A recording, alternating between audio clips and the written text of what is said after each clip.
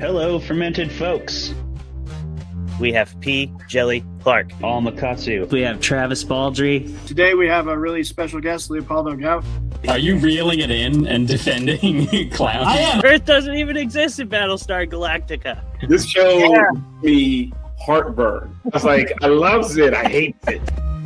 It's called All Fluff. Oh! If you didn't know how I actually feel about The Mandalorian, Don't worry. this is it right here.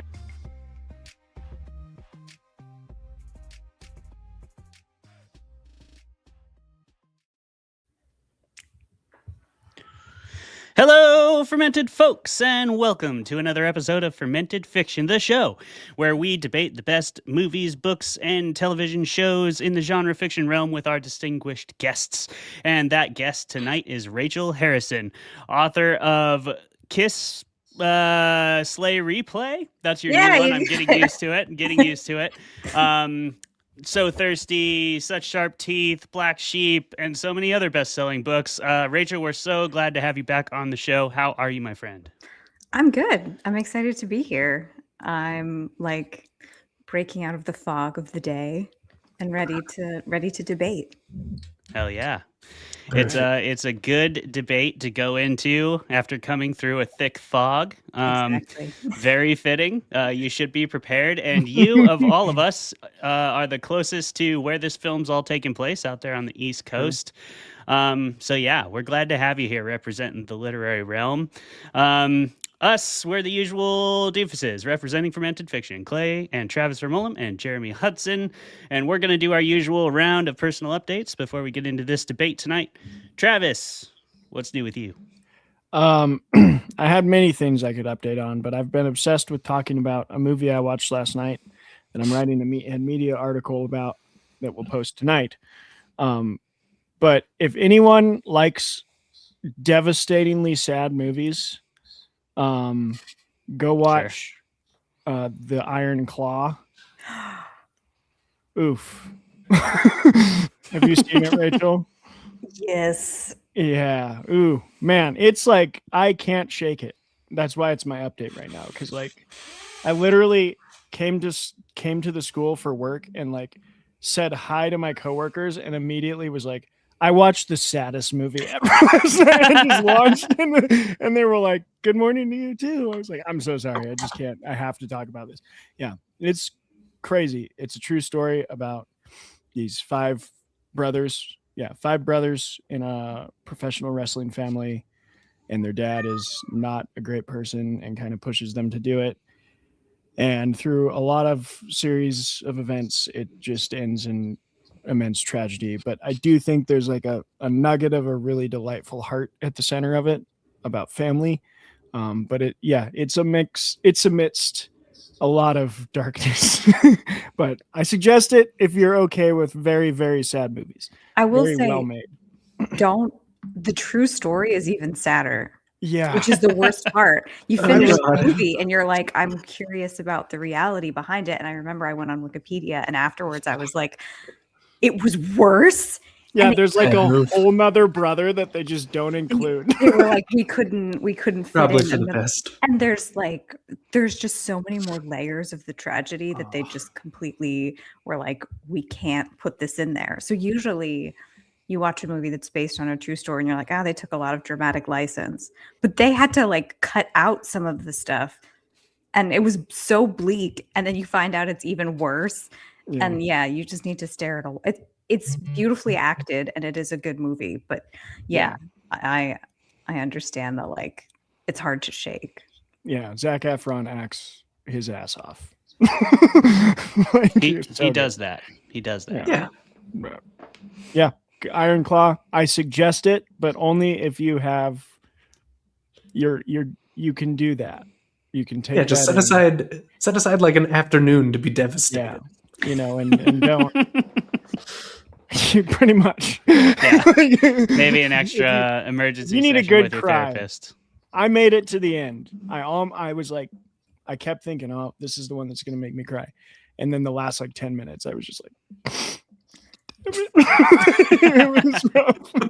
So that's my personal update. Can't shake a movie. Well, that's great. I mean, that's the sign of good art at the same time, right there.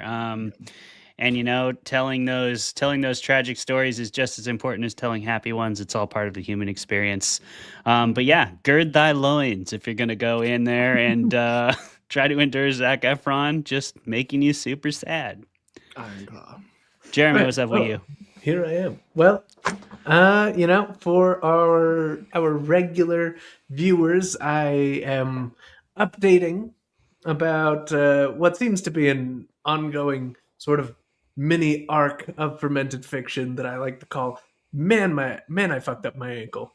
But today, The saga continues. yeah, the saga continues. Me getting my stitches out. So, woo, that happened today. And we're Nice. feeling good about it. By we, I mean me. It was the royal we all along. Nice. Yeah. Your ankle continues to unfuck itself, and for that, we're all very happy. Are you walking around a lot better and everything now? Oh yeah, I'm out of the boot, no Nice. crutches, walking like a mostly normal guy. No Nice. one would ever suspect it.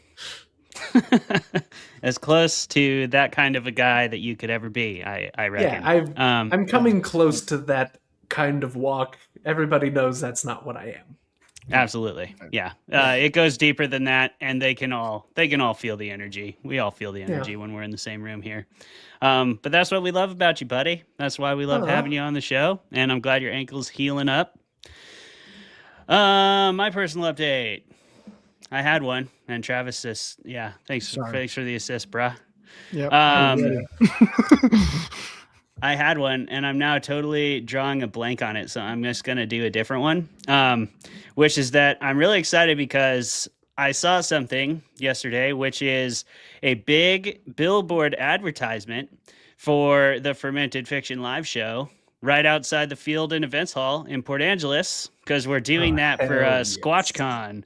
The second weekend of April, and it's officially now on the Field Hall billboard, which is really exciting. That's the first time I've ever seen us on a billboard in real life. Oh God! And I didn't know that was even going to be happening. I frankly didn't think we warranted a billboard, but apparently the Field and Events Hall thinks differently. So shout out to us, our first billboard, everybody. It's happened. It's for real. Hey, way to go, everyone! We That's did it. awesome. Cheers. Thanks, Rachel. I And feel like shout out Saul to Goodman. what's that? Yeah, we're like Saul Goodman. I feel like Saul Goodman. Exactly. Someday we'll be like on that, bus yes. benches too. Then we'll really have made it. Bus benches and matchbooks. Cigarette matchbooks, yeah. Yep, absolutely. Ooh, yes. I mean, honestly, handing those out at StokerCon would probably be pretty good advertising because, like, the smoking session at StokerCon is basically the guest list of the show. I'm not talking about anyone specific, Sam Rebel. No one. Yeah, we're certainly not. We'd never out people like that. No, We no, wouldn't. absolutely not. Would we, Rachel? Rachel, you're back on the show. Yes. Thank you so much for being here. How are you? What's new? I see you got a new book coming out. Can you tell us something about that? Tell us a little about what's going on with you and what you're excited about these days. Yeah, so I have a new book out this fall. It's a time loop horror novel.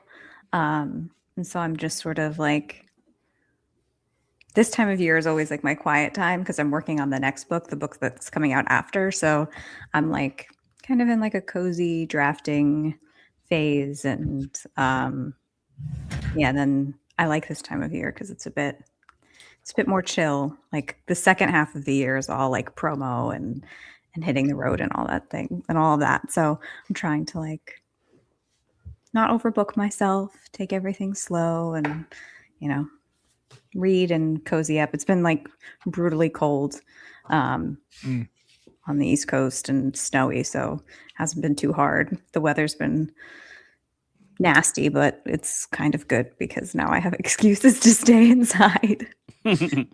Nice. Yeah, I mean, you are, it seems, crazy busy, so I'm glad you're getting some time to unwind. And very thankful that despite not booking a whole bunch of stuff right now, you took the time to book this. So thank you so much for being here, seriously. Thank you, Rich. Yeah, and you are here for a reason, after all. Let's get to it. This is Fermented Fiction. That means we're going to debate a movie, a book, or a show. And that movie tonight is The Lighthouse by Robert Eggers, his second film, shot in 2019, or released in 2019, maybe shot earlier than that, probably. But it is his second film, and boy, is it a film. If you've never seen The Lighthouse, we are going to spoil it. So if you don't want us to do that for you, then go away and come back later. This will be on YouTube. It will be on our Patreon. It will be all over the place. You can watch it later. If you don't care, please stick around because it's going to be a lot of fun. Now, The Lighthouse, quick summary. We've got a guy who shows up at a lighthouse rock, out in the middle of a tumultuous sea, and he's ready to do a stint working the lighthouse. If you don't know what that entails, it pretty much means being marooned on a very desolate rock, tending a lighthouse station that is battered by wind and rain and storms pretty much constantly. And he's got one other companion there, a grizzled old wickie, which is the term for being a lighthouse keeper, who's been out there for... We don't know. We don't know how long. We can assume as long as lighthouses have existed. Willem Dafoe's character, Tom, has been on this lighthouse rock.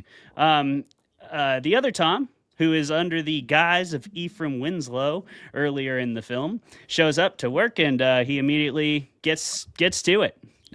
Older Tom, Willem Dafoe's Tom, is a hard-ass lighthouse keeper, has been doing it a long time, has no room for any talk back, no room for any slacking, and he's the only one who gets to keep the light. So, Ephraim, of course, wants to keep the light.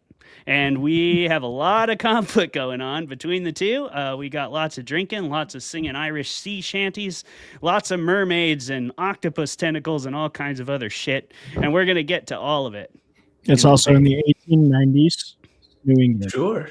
Yes. And Robert Eggers being who he is, the language is accurate to the time. So yes, that's an important element of the movie, I think. It's an important element of any Eggers film. The dialect, he's always very, very, very particular about the dialect. Example, when he was filming The Norseman, he actually wanted to do it all in Old Norse, and they just literally wouldn't let him. They were like, no, that's ridiculous. And he was like, fine. So it's in like old ass English. But in The Lighthouse, he was able to take a very authentic tilt at it. And maybe you brought it up in the fun facts, Travis, but he had a couple very specific accents that he was very, very involved in making sure they were correct. That, among other things, this movie has lots of elements like that.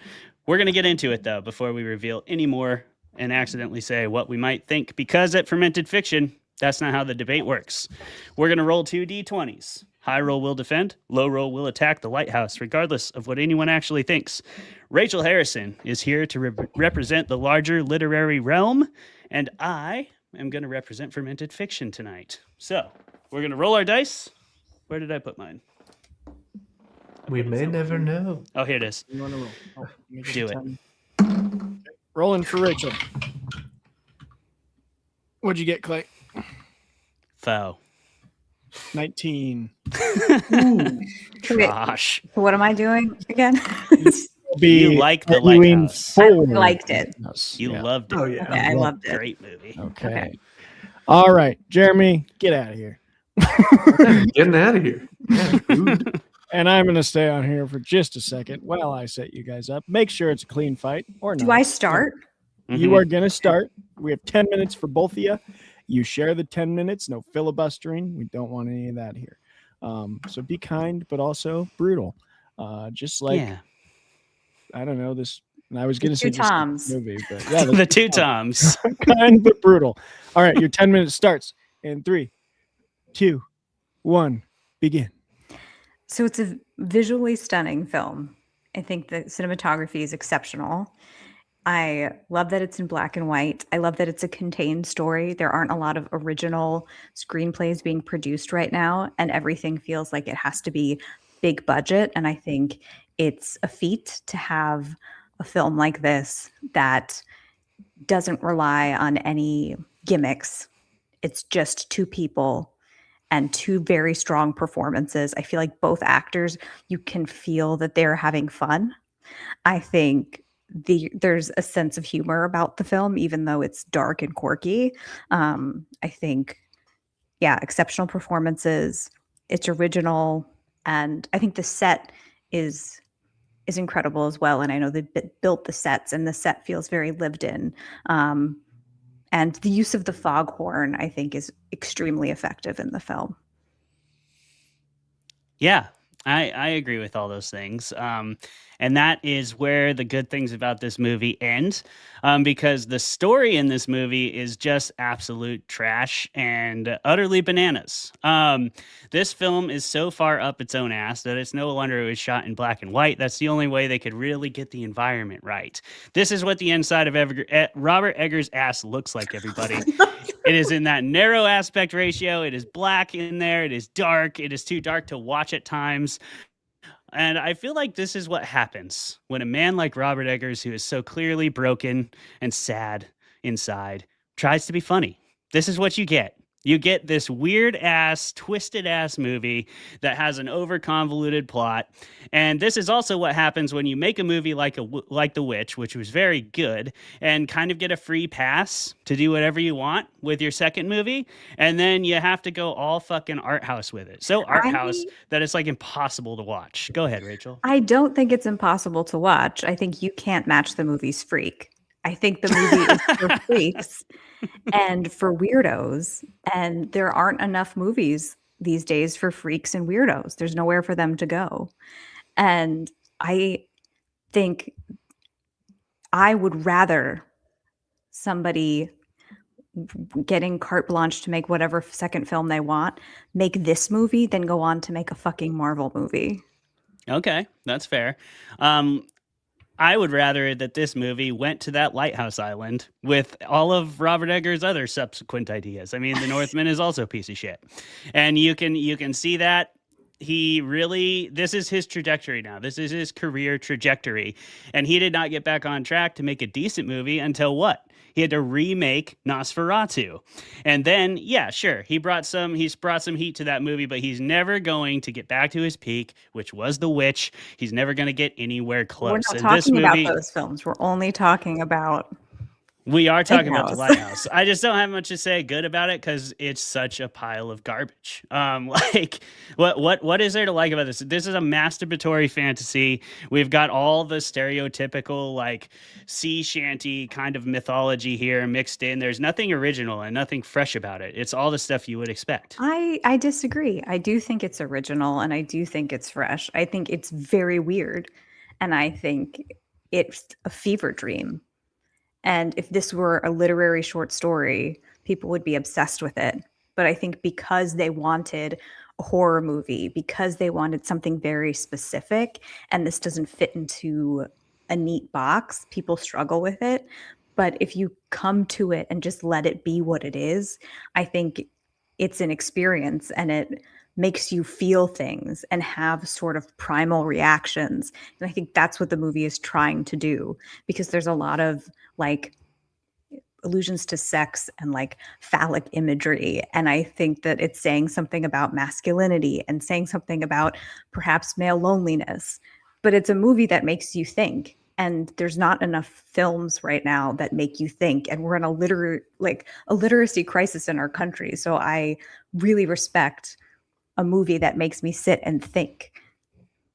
Yeah, I guess so. To me, somebody who has worked in indie film for like a decent amount of time at this point, this does fit in a box for me. This fits in the box of art house douchebaggery, where you can put everybody's like pretentious ass film that they've had in their drawer and have not been able to fund and have not been able to get people to back and have not been able to get people to support because they know it's going to turn out like this. It's going to turn out a jumbled, cluttered mess of like all of your film school pretensions that have now like materialized because you finally have the actual budget to pull it off, and that's what this movie is. It's just a whole bunch of that slop. Robert Eggers just spewing it into our face like Willem Dafoe from the top of the fucking Lighthouse onto poor Robert Pattison. And he can't do anything about it because he just is a lackey, and so are we when we're sucked into this movie. I think both actors fully commit. I think if in the hands of a lesser director, I think it would be slap, but I think the artistry of the shots, the artistry of which sound is used, and like again, the use of the foghorn is very unsettling and very strategic. And I think that this movie was very carefully made. And I think the performances are spectacular and they're fully committed. And I think the specificity of the accents and the like how unsettling the movie is really special because it's not easy to make people have visceral reactions without like pure shock value. And I don't think that this film takes cheap shots. There are some things that are shocking, but I don't think it's done in a cheap or gaudy way. I guess I don't agree because I feel like the metaphor is slapping me in the face the entire movie. Like the performances are so over the top that like Robert Eggers doesn't trust his audience enough to figure out what his message is. He has to beat us over the head with it with these over dramatic, like Shakespearean style Willem Dafoe monologues, just blasting us in the face with it. Like it's high tide and those waves crash against the shore. It's just like the same kind of thing. And then Robert Pattison is like the most transparent. He plays the most transparent character throughout the film too. Like we all know he's a piece of shit. We all know he's on the run. He shows up and they act as if it's dismissed. Like Willem Dafoe's character dismisses it time and again, but really he's not because he's also asking that question. And I just like, I can't not see how like plainly it's written on the page. It's all tell, no show. But I think there's something about the starkness of the story and the starkness of the backdrop that works. And I like that the performances are over the top. I think that's what makes it exciting to watch. If they were nuanced, like, I do think the performances are nuanced. If they were quiet performances, I think the movie would be boring.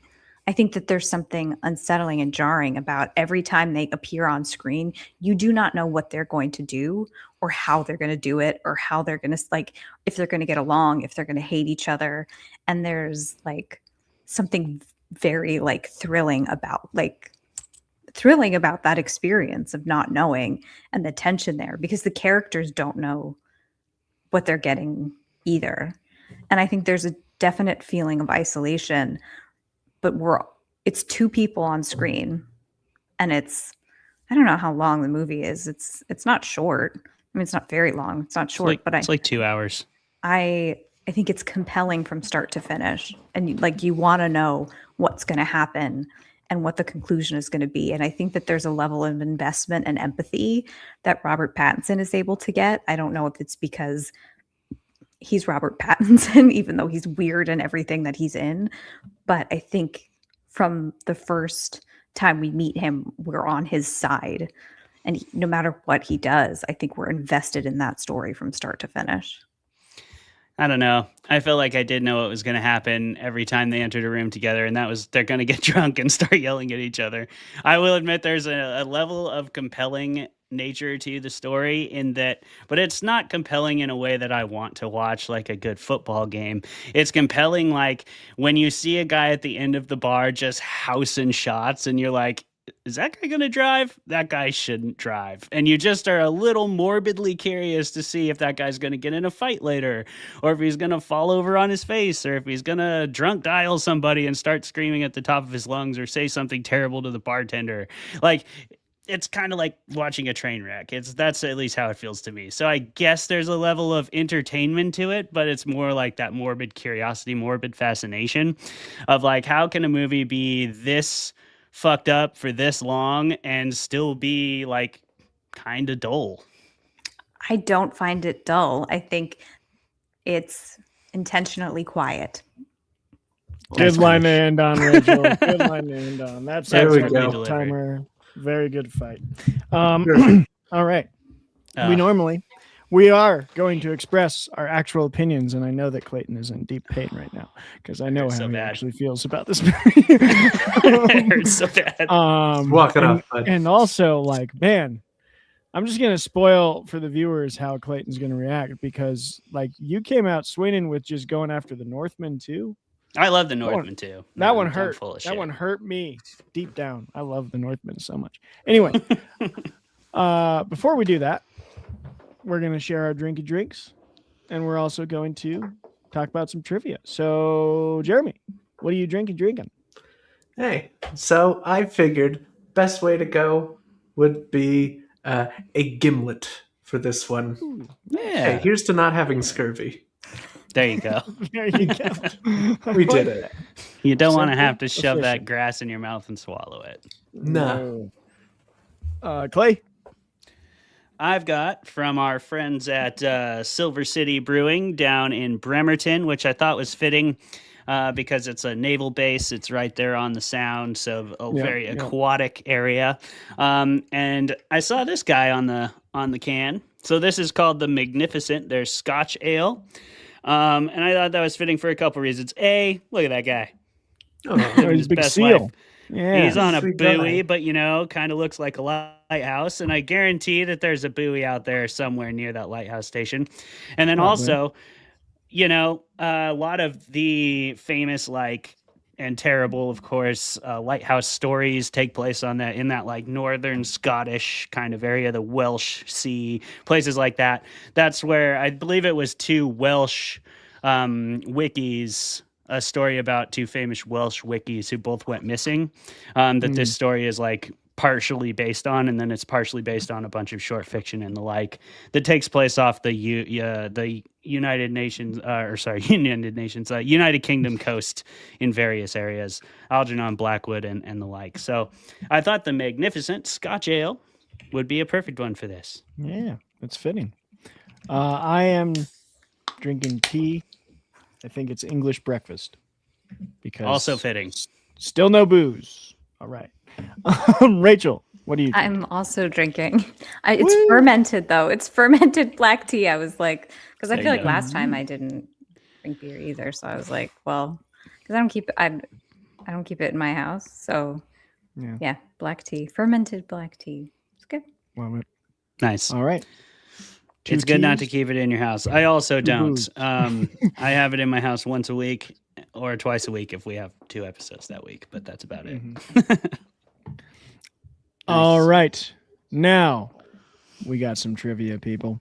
Yeah. And there's a lot of trivia. So if you have any more after my 10, please jump in. But I keep mine to 10 because that's the rules that we created. Willem Defoe and Robert Pattison barely spoke a word to each other the entire time they were on set. They did after months later, after the filming wrapped, have their first real conversation and said they both liked each other very much. But it was weird because they were both too exhausted from the shooting because it was like standard Robert Eggers movie, just physically demanding and terrible. But everyone loves it at the end, but they're cold. The weather was real. So all the storms and all that rain and cold and everything was all real. And Pattinson stayed at a normal hotel with the rest of the film crew, whereas Defoe lived in a fisherman's cottage in solitude. So they didn't stay in the same place. When they were on set, they kind of just did their scenes and then were so exhausted they just went over in their little tents and were recovering from the cold. And so they didn't really actually have a full conversation as just normal humans until several months after shooting wrapped, which is pretty cool. The dream sequence where Wake stands naked, beaming light from his eyes onto Howard and gripping his arm with one of his hands is a reference to the painting Hypnosis by German artist Sascha Snyder from 1904. And if you go look it up, you will see why. I wanted to reference that one because I'm definitely going to ask for opinions on that scene specifically, because every time I watch it, I'm like, how the hell did they light this? It's so impressive. Robert Pattinson's accent is based on a very specific area of Maine farming dialect, while Willem Dafoe's is the jargon of an Atlantic fisherman and sailors of the time. Director Robert Eggers was very precise about the accents and line delivery. He would, for example, give instructions to say the second sentence of your third line 75% faster. So specific. So specific. He did Funnily enough, he did kind of go non-perfectly historically accurate for one scene that Willem fought him on, and that was the first dinner scene. Willem didn't want to wear a hat because in his own research, he had found that wearing a hat in the kitchen for a wiki was considered really bad luck. But Robert insisted on it because he wanted Willem's character to come off as sort of authoritative and like waving his position in the face of Robert Pattinson's. So he went with the story on that one rather than the perfect history, but Willem was like, technically this guy wouldn't be wearing a hat right now, which is like the fact that that's even an argument in movies that are there's so many movies that they're just like, whatever. Yeah. Make it look cool. And they're like, should I wear a hat or not? It is pretty cool. Very loosely based on a real life tragedy from 1801, as Clayton referenced, called the Smalls Lighthouse tragedy, in which two Welsh keepers, both named Thomas, became trapped on their lighthouse station during a storm. When one man died, it is said to have driven the other mad.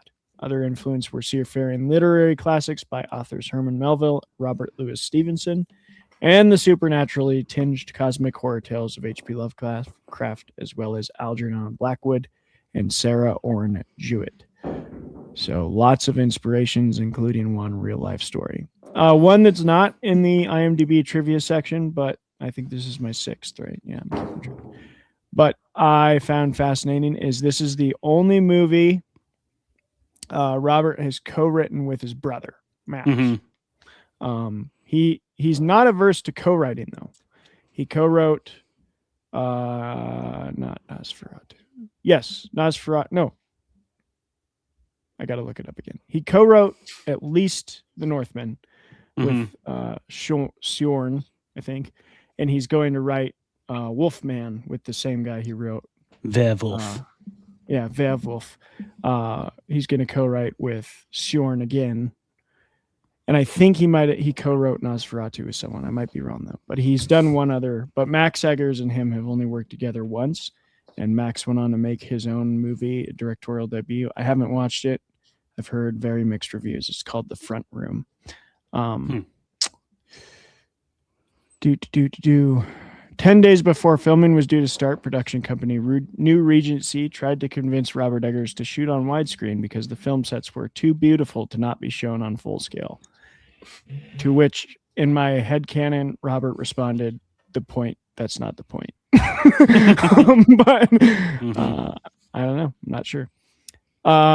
The scenes with the water pump and the kind of like black tar crap, and like the dead pigeon or seagull, seagull. That's Hershey's chocolate syrup. Gross. So, yeah, less gross than what it was pretending to be, I suppose. Less gross by a than what it small was margin. Yeah. By a small Yeah, margin. it's a bit less gross than liquefied bird. So that was 8. Director Robert Eggers. I have 2 facts about farts. Robert Eggers on the fart jokes said, after making The Witch so miserable and self-serious, I thought if I was gonna explore misery again, I want to be able to laugh at it. He also, in another interview that's not referenced here that I watched, someone had just straight up asked him like, why all the farts? And he just had like a straight face and was like, people fart, and moved on. And I thought It's true. Great. Especially when they go to bed. That's when a lot of them boil out to the surface. And if they're eating a bunch of beans, man, and waking up, like, come on, and drinking that much vodka or whatever. oh yeah, two alcoholics eating beans are going to be farting a lot. It's going to happen. It just happens. It's going to happen. And then the last my last fact also about the farts is the sound guy. Okay, so there's I lost the fact on here, but there's like a proof. I'll find it anyway. There's like people who have listened are like, oh, that like they couldn't have done that as a fake something sound effect. It had to be real. And people have asked the sound design person, who I will find his name too and come back to it. How did you make the real fart?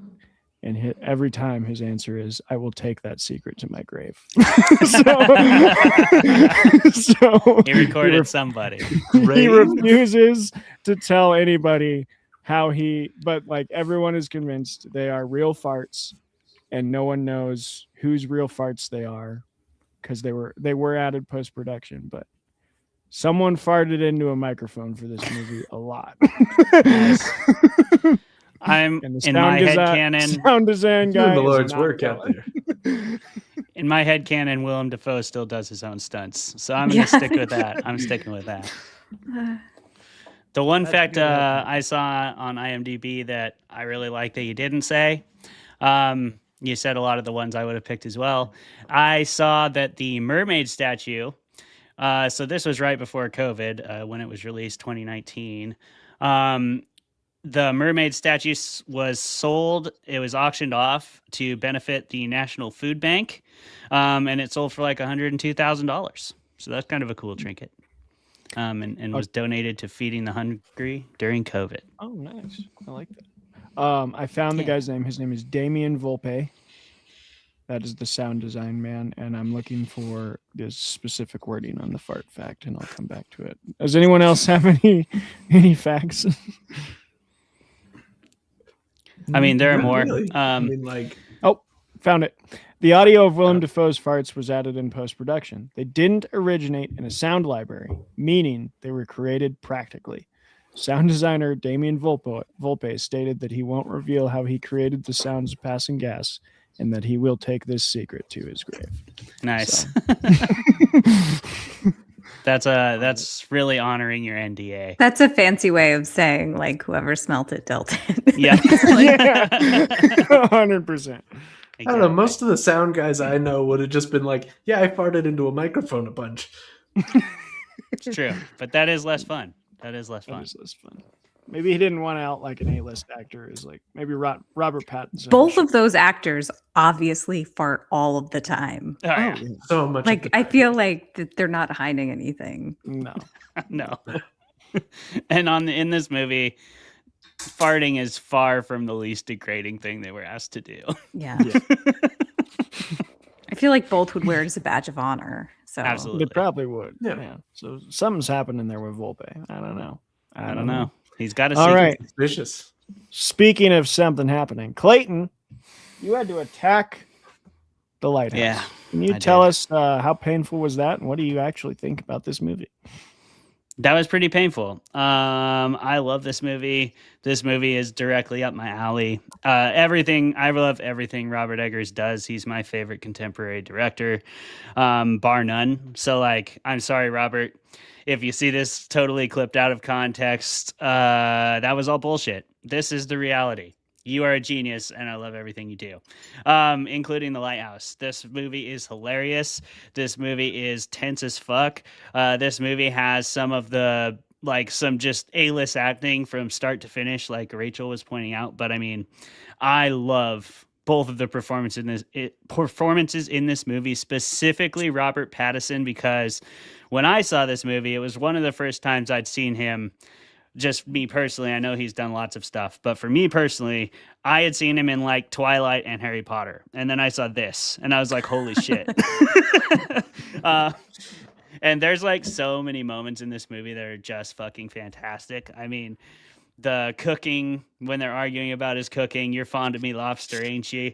That's such a great scene. Him talking about the steak and how he'd fuck a steak if he had it. It was so good, and then. Just like I'm a big fan of little scenes that have like just such a stark realism that they jump off the screen at you. But for me, I've fallen before a lot as a rock climber. And so that scene where he falls is the best falling scene I've seen in a movie ever. It's like one of the most realistic falling scenes I've ever seen. It's like a terrifying moment when you like feel like you're going to fall. And then when you do, like it happens so quickly that you like hit the ground before you even know it. And his scream is like so realistic. And then it's just counterpointed beautifully by like Willem Dafoe's absolute surety that he's not going to fall, which is exactly what happens when like someone tells you you're not going to fall and you think that you are, and then you do. It was a great scene. And there's just so many other ones. The seagull scene, is fantastic. The way he just like batters that freaking seagull against the rocks. It's just like all of his unquieted rage coming out in a single torrent. And that's just the performances. Like, I could rant about this movie forever. I love the filmmaking in it. I agree with you, Rachel. I love the sounds of the machinery, the oppressive blaring of the foghorn at all hours of the night, the eye of the lighthouse that's just kind of always watching. And it has this like mystique and intrigue to it, especially since he's not allowed to go up there. So naturally he's like, but fucking why? Like, why can't I go up there? It says I can in the manual. This is my job. And he just like, all he wants to do is go look at it. And it's a classic example of like how if you tell someone they can't do something, that becomes the most interesting thing to them in the whole world, especially when you're like totally isolated. I also just love this dynamic of like two barfly regulars that like fucking hate each other, but they go to the same bars, so they're just drinking together every night, and like they'll figure out how to like dance, and then they'll fight each other, and then they're laying in each other's laps, like telling each other secrets, and like it's such an awesome like you were saying, Rachel, definitely a commentary on like what male fragility, male loneliness, male isolation can look like, male depression. And this is like two versions of it. You know, it's also two versions of like the romanticized trades, like a wiki. I think that's one of those things that's romanticized, like being a sailor. Like when you get right down to it, it's a hard, dirty, isolated, miserable job in so many ways. But for some reason, we see lighthouses. People love lighthouses. People just like romanticize them naturally. We see them on the coast and we're like, oh, it's so pretty. Look at that. That's so cool. Wouldn't it be cool? Like, tell me you don't see a lighthouse if you're going by on a ferry or a boat and you're like, I want to go into that lighthouse. I just want to go in it. I don't know why. I just do. And like, that's such a natural human response, I feel like. They're also like symbolic and representative of beacons of safety and beacons of you've found land if you've been at sea for a long time. They keep you safe. They guide you home. But the people who have to keep them, the people who have to make sure they function, they have to suffer. Just like so many other like things that our society is built upon. Like for one thing to happen, other people have to suffer for that to be maintained. And I think that this is a really good analysis of those romanticized trades and what they really look like from like two different perspectives. You've got the new guy who's just there to collect a paycheck partly, and then is also there to like hide his past and hide out. And then you have a guy who genuinely fucking loves the sea and just like really kind of like wants to be there. He's a true wiki. Like he says, he's married to the light and she's the best wife he's ever had. And he's out there. I think Willem Dafoe's character genuinely is living that truth. I don't think that makes him a happy man. But you see like the cost of that utter devotion to something, to a trade, to a craft. I think he represents that. And then the other person, it represents coming to it for the wrong reasons, which is to collect that paycheck or to run away from something else. So I think there's so many beautiful layers to this movie. And then it's just fucking hilarious in so many ways. So that's me. I love this movie. Everything I said was bullshit. I'm a fucking liar. So Rachel, Clayton agrees with your positives, but does Rachel agree with Rachel? To an extent, I would say. I appreciate the artistry of the film very much, and I really, really appreciate that it is original. I think it would have been easy to make like a horror film, like considering his influences and like to make a studio happy and to like follow the witch trajectory. And I like that he just did something completely different and that it's not like anything that I've seen. It's eccentric. It almost felt like theater to me, like very good theater, compelling theater. So I appreciated that. And I'm glad that I saw it because I hadn't seen it before. I watched it on Saturday or Sunday. So I'm glad I watched it. I appreciate it, but I didn't love it. Like it's not really, I feel like it's the kind of movie where it's like you're either going to love it or I feel like it's going to have, there's a spectrum of like people on either side. And I think for this, I kind of fall in the middle. I'm probably an outlier. I think most people probably love it or hate it. And I liked it, that kind of like up an octave. Like, what'd you think? I liked it. Like, so, but I will say, like, when I saw Nosferatu, I walked out of the theater really disappointed because I came in thinking it was going to be one thing and it was something else. And the more I like thought about it, the more I appreciated it for what it was. And I tried to come into this with more of an open mind, but I think there's like with stories like this, and when you tell stories that kind of don't fit neatly in genre, it's hard to have that immediate, like, again, it's not a Marvel movie, it's not Mission Impossible, like you're not just being like, this is what you came for and here it is. So it requires a little bit more thought. I do think maybe part of the reaction is having gone to film school. And like Clay was saying about like, it's pretentious. He's so far up his own asshole. Like, I think maybe if you go to film school and you've seen some of the like crap. Sorry, I mean, I went to school. I didn't really cross paths with them, but like I went to school. I was at Emerson at the same time as the Daniels. So like not everybody was making crap, but like when you've seen like art house, like some douchebag is like, this movie is saying something and I'm shooting it in black and white. I feel like part of you just sort of like shrivels up and dies inside. So I think there's part of that like I have to sort of let go of when I think about the movie, but like there's always a little bit of that where it's like I'm getting something out of it and I do think it's saying something, but like, is it saying something or is this guy just like, and I shouldn't say this as I wear a beanie, but like wearing a beanie and drinking black coffee and like thinks he's smarter than me. Like, I think like I'm just like, I have that little bit of personal, we all bring ourselves to the theater. So I think there's a little bit of that personal, like, is this movie, like, I do think the artistry helped me accept the rest of it and be like, no, like there's thought and like, and beauty. And it's just such a gorgeous, gorgeous movie.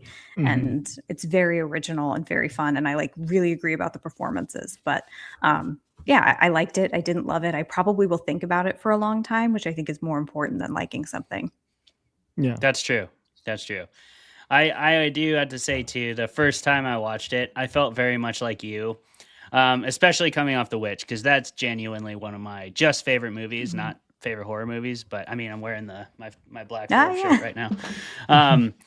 Only because I did order a shirt with Willem Dafoe's face that says "You're fond of me, lobster, ain't ye?" But it didn't get here in time. I'll wear it to StokerCon. Yeah, please do. I will. Don't you worry. But this is the next best I could do. Live deliciously. Yeah. But I actually felt the same as you the first time I watched it. I was like, it felt a little pretentious, and it kind of felt like that movie you're describing that we've all seen at every film festival. But going back and rewatching it like a year later, I was like, okay, I like this more. And then as I rewatch it for the show, I liked it even more. So it's had that effect on me. I think it also helps that I've seen other Eggers movies now, and so I give him definitely the best. I definitely don't think that's the case. Just watching how seriously he takes the craft in general, because I think the main problem with the beanie coffee douchebag that you're describing is that they take themselves more seriously than the craft, and I don't think that Eggers. You can't accuse Eggers of that. I mean, the farts alone, you gotta the farts alone, yeah. He's definitely joking around a little. I think that's in so many spheres too, Rachel. Like when you immediately said that, I thought about like philosophy and theology, which are like the two things that I focused on academically. I feel like there too, for sure. Every kind of like thinking trade has that guy and I've probably been that guy, like to be honest, try and be humble. I've probably been that guy in a few conversations and parties that's Yes, like, me too. I think what it is when you see movies that are trying to make what is this, maybe is going to be too harsh, but I'd love to hear your thoughts on it. Trying to make what is shallow seem deeper is kind of the sense that I get. Like I don't know. That strikes me as what the Beanie Person is doing, is they're trying to put on a facade of depth, even though what they're doing is actually pretty shallow, which there's nothing wrong with just a nice, shallow, entertaining story. But I think what rubs us wrong is when people try and pretend like it's more, even though we can see it with our own eyes and are like, it's not though. And I do think the depth in the Lighthouse is genuine. Like I do think it, and I say this without rolling my eyes, it's saying something. Like it has things to say and it has observations and questions that it's raising. And I think it's artistically valid. So I think I just went into it with my hackles up a little bit because of that. And just thinking like, is it gonna pay off? Like I just keep wondering, like, are you gonna pull the rug out from underneath me? Like, are you gonna like be like, well, you have to listen to this on vinyl? Like, I just think didn't know like where it was gonna go. Yeah. So. Yeah. I think that's You're not funny watching too. this on a projector, you fucking schmuck. What are you doing?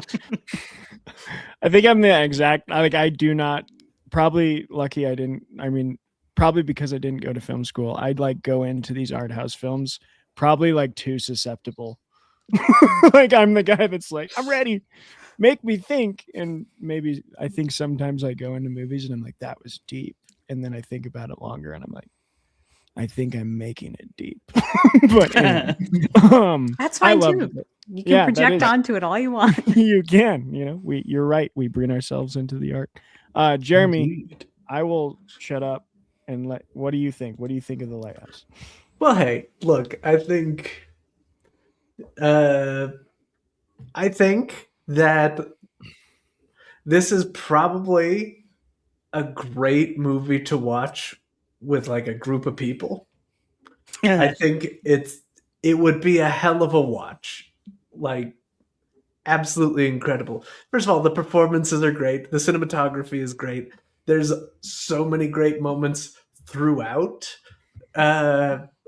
Probably especially Thomas and his lobster, and just taking such offense that he absolutely curses the shit out of Robert Pattinson. Just superb. Like, you could not ask for two better people to like carry this film with their performances. And, maybe it's a thing where I need to watch this movie more to peel back the layers, but I find myself wondering, like, is this movie something that can even realistically be spoiled, even if we talk about every single thing that happens in the movie? No. Because it's not going to tell anyone what they're in for. Like, the movie never even reveals if there's magic or if Tommy's just like a crazy person. You never know. Hard to say.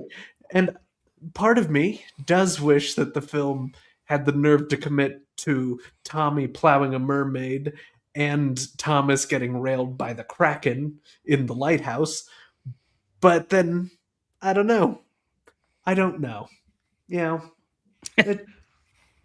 is how the movie ends. There are a lot of powerful feelings here. Yeah. And how the movie ends. We see Tommy just naked being eaten by seagulls, and we're like, when was this to have happened? You got from there to there somehow. Details. It happened. Details. It happened. Don't worry about it. Just like it happened that Willem Dafoe was chasing Tommy hog out and shooting light out of his face. Yes, okay. Now, it led to probably the most incredible shot of the entire film, obviously. But okay. I don't know how. It's an experience. And why not? You got to experience it, I think. I agree. I think it's I think it's definitely, if you enjoy movies, I think this has to be on the list. Yeah. Yeah, you might that's- hate it, but you will experience it, and it will subsequently experience you as well. That's Because you're kind of- right. Like, there's literally if you come into this movie like wanting a plot or like answers, you're not going to get no answers from this movie. Like, you don't find out if anything was real, but that's also the entire point. Like, it's one of those, a lot of movies, and again, back to our point of beanie coffee, vinyl guy. This is like, this is the movie that so many of those douchebags wish they could fucking make, because they want to make a movie about mental health. They want to make a movie where you don't know if it's real or not. They want to make a movie where their characters' power of their performances just like suck you into the reality of the film and make you not care about all the like semantic, plot oriented, like textbook, you have to do this to make a movie. That's what they all wish they could do. This movie is what it looks like when it's actually done. This is what it looks like. And that'll lead into my brief opinion on it, because I didn't give that. I just talked about the beanie guy. We know your opinion on him. I know yes. I used to be him. Anyway, I think The Lighthouse is the movie they wish they could make, because The Lighthouse is, I feel like every time Eggers gets behind a camera, he's genuinely telling stories about the sort of like East Coast folklore that he just loves. Like, he has a passion for that feeling, that like East Coast, that sea, dark sort of gothic literature vibe. I get this sense that Robert Eggers is just a fanboy about that. And every movie he makes is a love letter to that classic genre. And so the things naturally come out of that love. I think that's the big difference here. And we're going to get into this with the discussion, but like, I think you're right, Clayton. A lot of the beanie guys want to like put the message in, and they try and make it the story. And it feels like Eggers, the message is coming out, but because he's focusing on the story of these two men and his love for that kind of old English folklore. And that's like, all those narratives are going to be in that, because they were in those old stories. I mean, they were in Melville. They were in all the authors I cited earlier. I'm bad with names. Like, those themes were there. And so when he tells those stories genuinely, those themes are going to come out, rather than kind of approaching a thing and being like, I'm going to make sure that we're talking about this message and this message and this message. Okay, man, what's your story? I don't know, like, whatever tells that. Like, I don't think Eggers is approaching it the other way. So I really love The Lighthouse for that, because there's very few modern directors I feel I can feel the love behind the camera as much. I mean, there's quite a few good, like Denis Villeneuve is another one, and Christopher Nolan, I think you can feel that with. I could name a lot of guys. Who's the one I just watched? The lady that directed Hamnet, Chloe Zhao. Yeah. You can feel the love behind those. So when directors make movies like that, where you can like feel the passion and the involvement with the story that they're telling, I think this natural side effect is all these like beautiful themes that we can expound upon. Yeah, it brings to mind a Stephen Graham Jones quote that I love. He was asked like how he chooses stories when he's putting together something. And he just says he could tell immediately if a story matters to the author. And that's the thing that's most important to him when he's selecting anything for anything. And I feel like you could tell that these stories matter to Eggers. And that's why they aren't like cookie cutter or done by the book, because the story is bigger than the book, I think, in a lot of ways. Like, this story doesn't follow any story rules.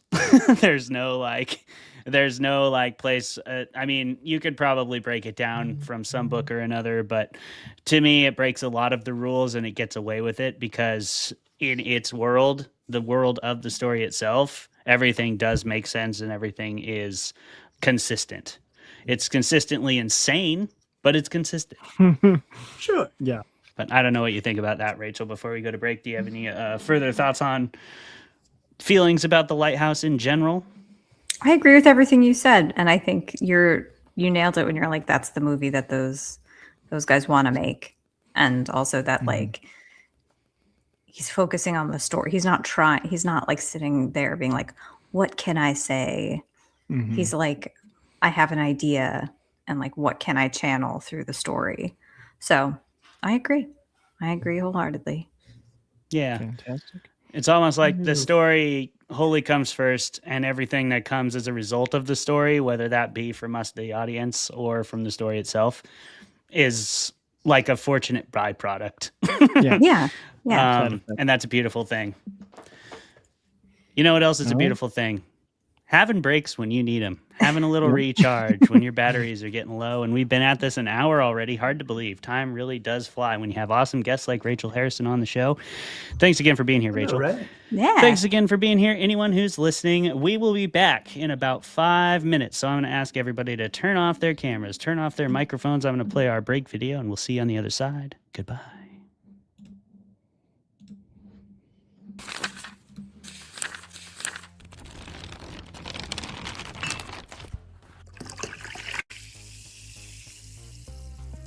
Hello, Fermented Folks. Welcome to another episode of Fermented Fiction, the first of our new season, and I believe it's season 4. The show where we drink beer and argue with each other and bring on really awesome creative guests. If you'll permit me to go a little bit outside the box. Once upon a time, apparently, people used to sniff mummy remains, powdered mummy remains like cocaine. So I think 3 lines of powdered mummy remains, if you can get to that as well. Yeah, that'll get you right to really enjoy the movie, you know? Dave told us all about making a mead, and I talk shit about Tom Bombadil, as I am wont to do whenever people bring up Lord of the Rings. You would. You should. And then that's Everybody exactly what he freaking made. chill about Tom Bombadil, or I'll get unreasonably upset.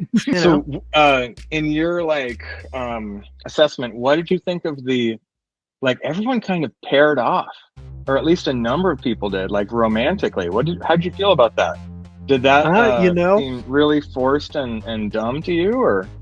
Tom Bombadil is a merry old fellow with his bright blue jacket and his boots are yellow. Right? It's our yellow. Right. Imagine discovering mummy remains and oh my God, these ancient figures.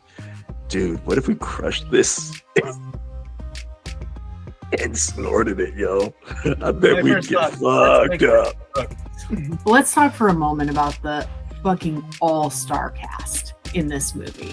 We have Ewan McGregor slaughtering it the entire time, main character energy, top to bottom. You can't argue with it. Women want him, men want him, everybody wants Ewan McGregor. Okay? If you don't agree with that, you're lying to yourself. Apparently she had a backstory, but they cut it because she's very hard-nosed at the beginning. And then I will say another pro of this movie is their chemistry is hot. And I feel like if they didn't have that chemistry, I would have been ugh. Because she says at one point, she's like, oh, it's the apocalypse. What are we going to do? Fuck. And he's like, and then later when they are kissing, if they didn't have chemistry and if it was 2 lesser actors, I think it would have been an eye roll, felt cheesy, but you feel their bond. The Langoliers themselves were originally going to be portrayed by puppets. And I think maybe they should have. Maybe they should have. Dude, that's amazing. There's no maybe about that. And I wish that I could say that there was something greater happening here than the war diary of a broken man living as sort of this White Tower academic with all of his friends sitting inside the Eagle and Child drinking beer and pretending Magic Lion Jesus isn't really silly. Because I mean, it is. If we can just all be very honest with each other. The Lord's work out there. Good job. I like to think that I am. Most people aren't big enough, but I am. I'm willing to step up. You know? Yeah. Dedicate that yeah, time. settle You're willing twice. willing to dedicate that time. The time, the money, all of it. Ah, that was so painful. It's one of those painful things. Oh, that I've was done in my so life. That was so good. We've never been so savagely attacked by any author on their show. It's incredible.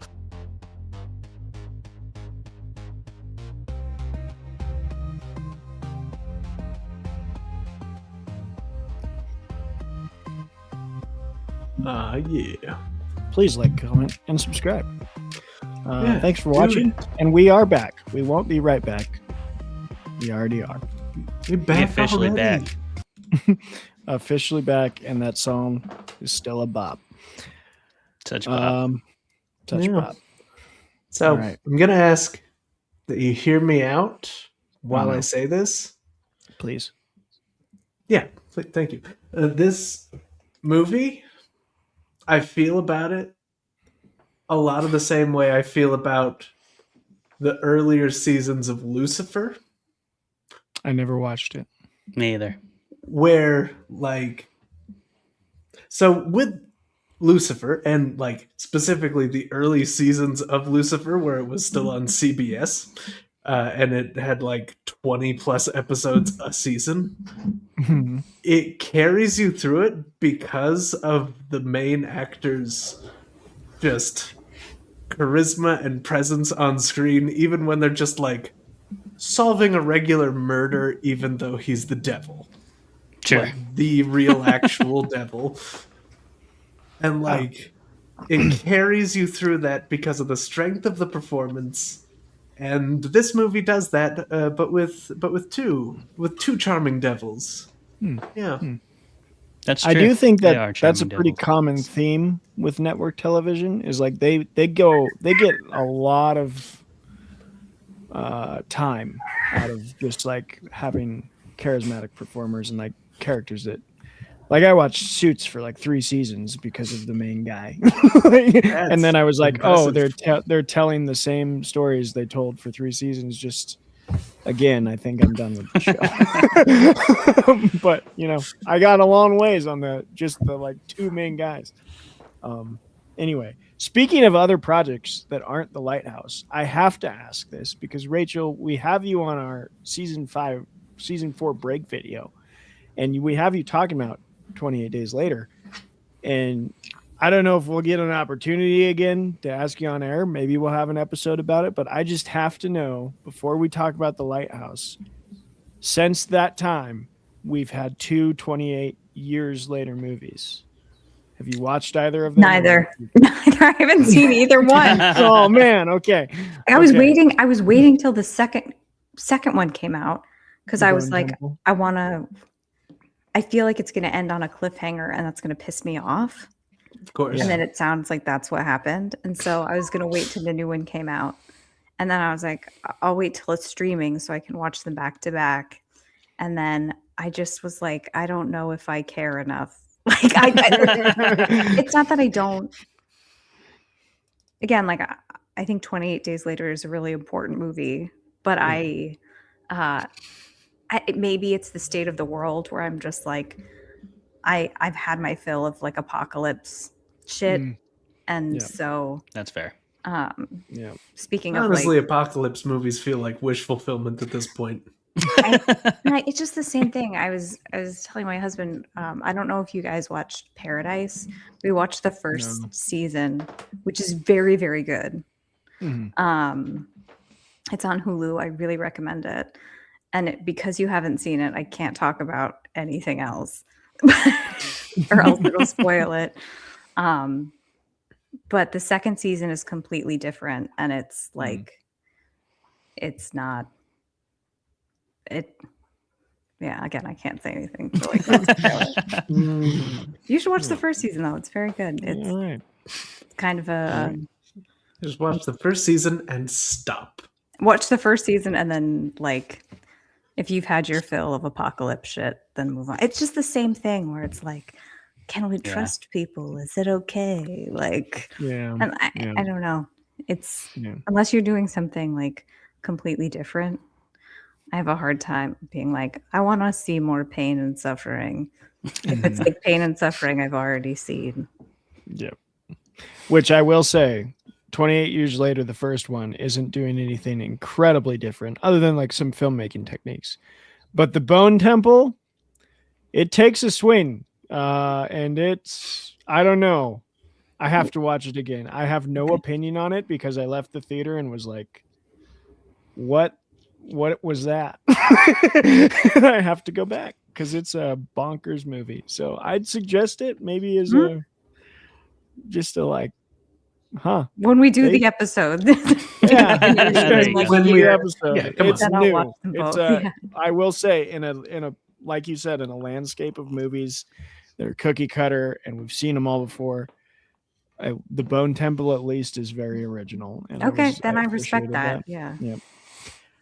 Okay, speaking of the Lighthouse now, which is a very original movie, there's a lot of directions I'd like to go. I think I want to get the farts out of the way early. Okay, we've front loaded the fart dialogue. We have to make sure and address them for sure. We have to make sure to address the farts. Humor in the darkness. I think this is a movie that does that well. And a big element of that is farts. But really kind of this realism to the characters and how they react to each other. And like Clayton says, like we kind of know these dynamics in a lot of ways. We've seen them in other films. Maybe people have like lived with these people who are the regulars at the bar that hate each other, but don't have any other drinking buddies. So they're like hating each other lovingly somehow. Yeah, I think there's a lot of things that play here that make the movie funny, despite it being really disturbing. And I would love to talk about what the elements of the movie are that work and how, as writers, you find that balance between, I'm chuckling, but then the next scene I'm like, terrified and wondering what the hell's going on. Rachel, to you first. So I think the chemistry between them does a lot for the humor because when it feels safe, it feels like The Odd Couple, where like that kind of like tried and true classic comic dynamic where it's like we're at odds, but like we kind of like each other and like when they're like dancing and laughing, we're laughing. And even like when in the beginning when Thomas like refuses to drink and then he goes and he fills his cup and he's like, and then Willem Dafoe's laughing, like it feels very like physical. And when he falls, like it's physical comedy. It's sort of like, I appreciate there's like this base humor because again, it's such an intellectual film to have that like very like slapstick, like there's nothing more immature than a fart, and I say that lovingly because I think farts are hilarious. Like I have the sense of humor of a 9-year-old boy. Like it gets me every time. So like but I love that juxtaposition of high and low, and I think that it does cut through the misery and the tension, and I think that's so important. And I use a lot, like there's a lot of humor in my work, and I think the way that I approach it, and I think every author and every writer is different as how they approach their work, but especially if you write genre, your characters don't know they're going to genre story. So like if they're just existing, and like how are they existing comfortably in their life? Like what does that look like?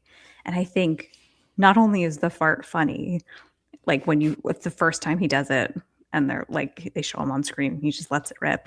It's not only funny, but it's showing a level of, it's an effective fart because it's showing that he feels comfortable in this space. It's doing character work. And I think humor does a lot of character work, and like humor can be a coping mechanism, and humor can be like, humor is real and humor is grounded, and it's a grounding force in work. So if you're going to write any kind of story, and you're trying to be serious for the sake of being serious, it's going to feel less realistic. Yeah. And I think especially in high tension situations, people use humor all of the time. Like the only time in my life where I was like, I'm in a slasher movie was my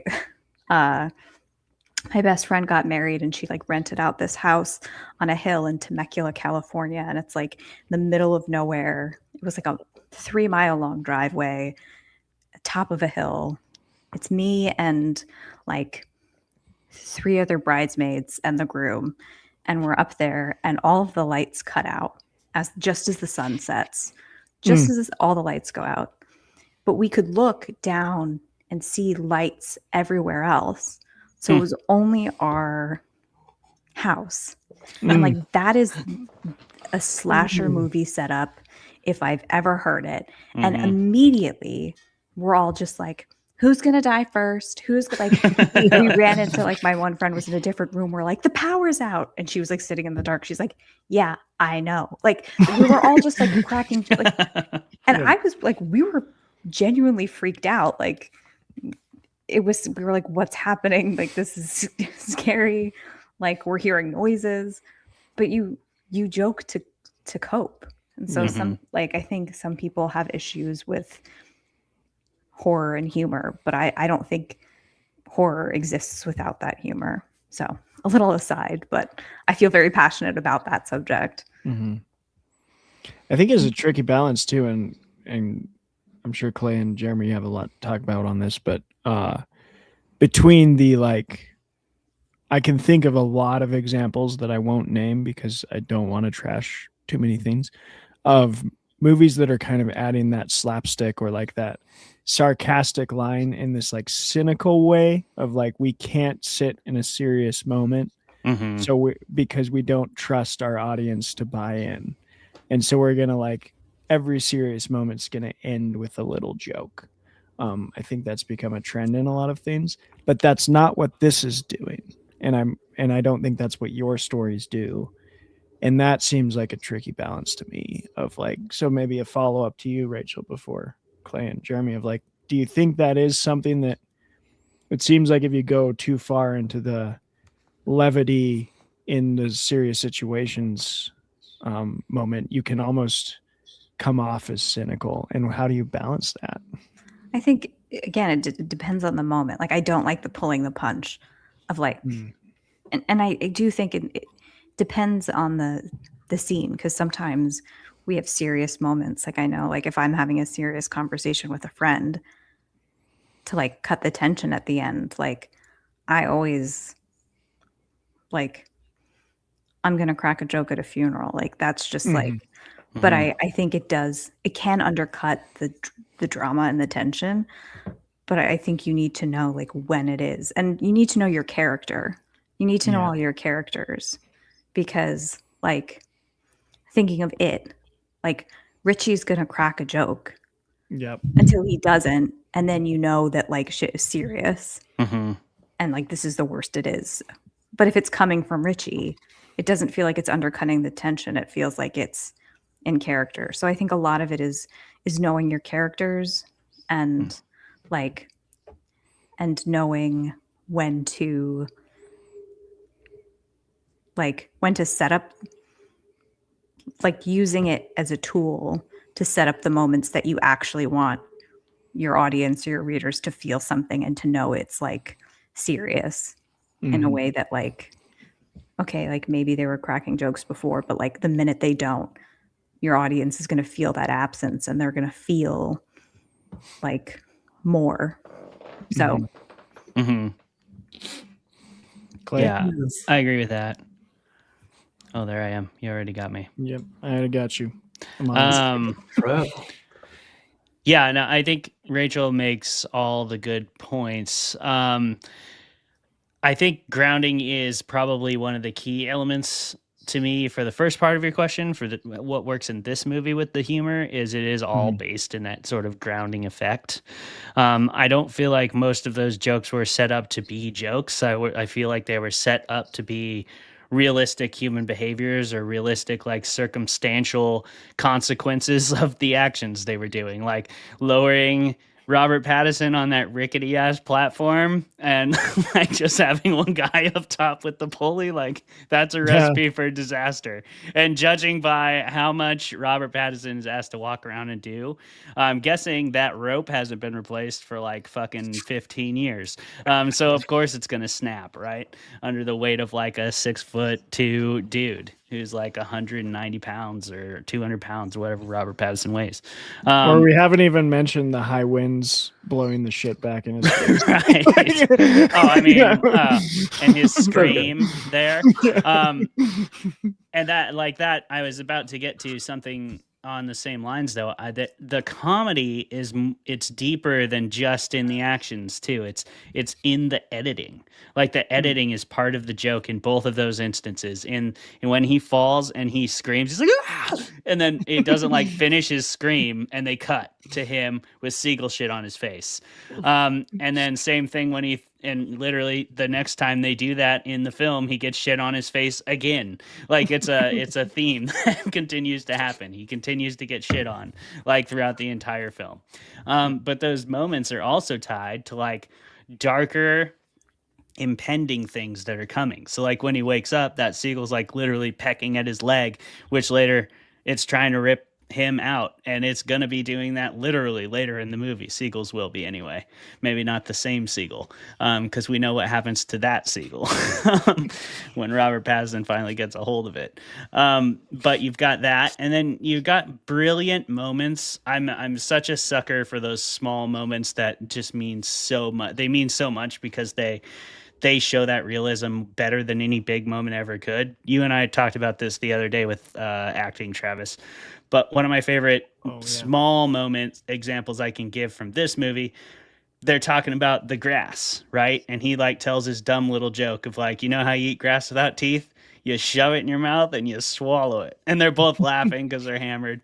And then Robert Pattinson's like, I don't know about that. And all of a sudden Willem Dafoe's pissed. And he's like, he's like, oh, you don't, do you? You know? And then it's just like, it's such a perfect, like, that's how those conversations, especially with people who are too drunk, like if you've been around those people, you know that dynamic is so freaking real. Like it can flip that quick. And that's one of the most realistic reactions I've seen of like, I mean, you see people play drunk all the time, and you can always tell when it's really hammy and really fake. But this seemed like two dudes who have actually been housing the amount of vodkas that they're shown housing on camera, and like for like that. I'm not entirely convinced that they hadn't. Like I know that's illegal, and Eggers probably wouldn't break the rules, but I don't know they acted well enough that I'm like, maybe they just were hammered. Maybe they did it with acting. Yeah. Maybe they're just incredible actors. I am quite confident that neither of them needs inebriation to act inebriated, but that was just like, I mean, that was one of the best like drunken moments I've ever seen on camera, honestly. And I could say that like with absolute definitive surety. I have rarely seen someone portray drunk people that effectively, judging by like how many actual drunk people I've been around in my life. That was the realest, like, yeah, that's how quick it can happen. Like 1 minute we're laughing together and the next you're like, well, you fucking me, you don't believe me. And, oh my gosh, yeah. Rachel knows what I'm talking about. I think we all know a little bit. Yeah, Jeremy knows this too from being around me when I lived in CQ. I was essentially Willem Dafoe. But that's how I lost a pair of glasses. That's right. Yep. Jeremy's been punched in the face one time, and it was me. I wasn't trying to punch Jeremy. This was his aim was just terrible. I think this is the third time this has come up on Fermented Fiction, and we will probably reference it more. Yeah. If we're talking about stupidly drunk people, then yeah, probably. This was a good example of that. It's an important story to tell. It is. It is, just like the Lighthouse. But I think that's where the humor in this movie is particularly effective, is just in that grounding element, like Rachel already pointed to. I'm nowhere near as funny as Rachel is, so I don't necessarily use a ton of humor in my writing.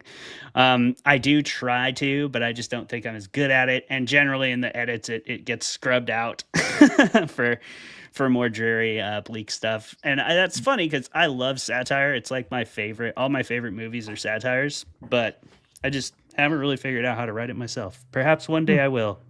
So I'm not the person to come to. You should just listen to Rachel's advice because all her books are funny and also dark and twisted. So she's good at that balance. I haven't really found it, to be completely honest. Yeah. Jeremy? Well, hey, I'm pretty sure I've said this on this show before, that like humor is just such a realistic part of life. Like it feels weird when it's absent, especially in like really tense settings like horror, drama, whatever. Like humor is just feels so real and relatable, whether it's like the characters finding things funny that actually are funny, not characters laughing at shit and you being like, what? Which, that happens plenty. Or like if they're just doing things that are so like relatable that we find them funny. And I feel like this movie lives in both of those zones very comfortably.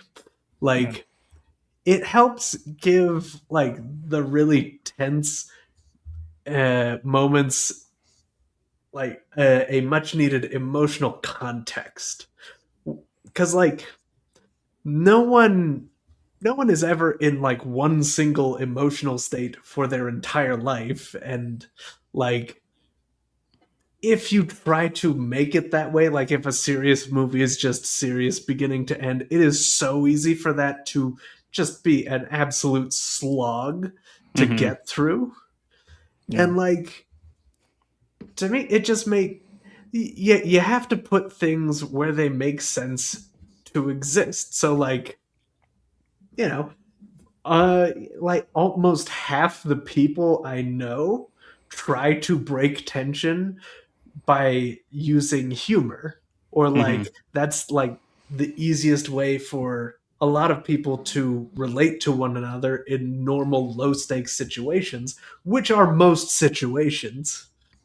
But And not, so like yeah.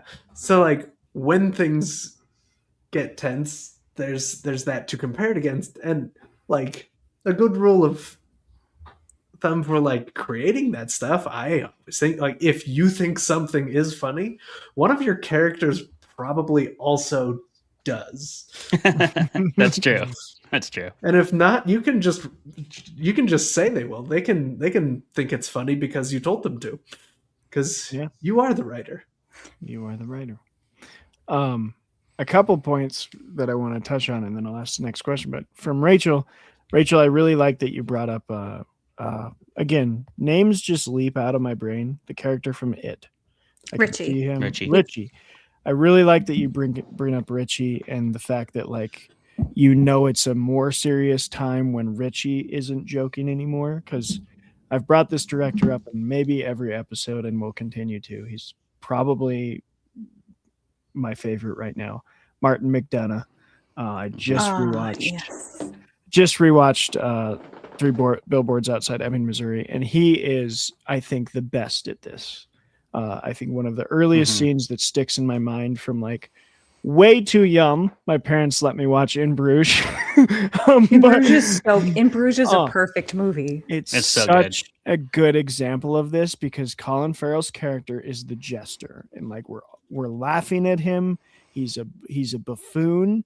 Like the whole situation is kind of buffoonery, and then there's that scene that I'll never forget where they're sitting on the park bench, and Gleason's character is kind of like continuing to like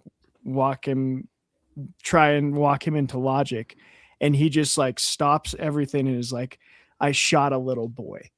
And like the whole scene is like, oh yeah, that's why he's here.